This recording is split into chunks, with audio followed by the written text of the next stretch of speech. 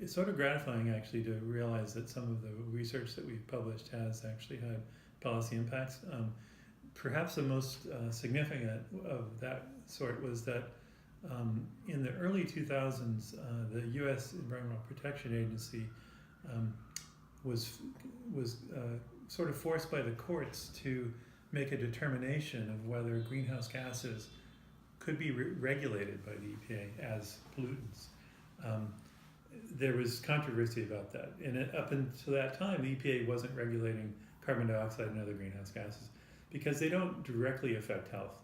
But the research, some of the research I did and others were doing at that time, including that ozone work that I mentioned, was cited in the document that EPA prepared, which has been referred to as the endangerment finding, which basically says that public health is endangered by carbon pollution like CO2.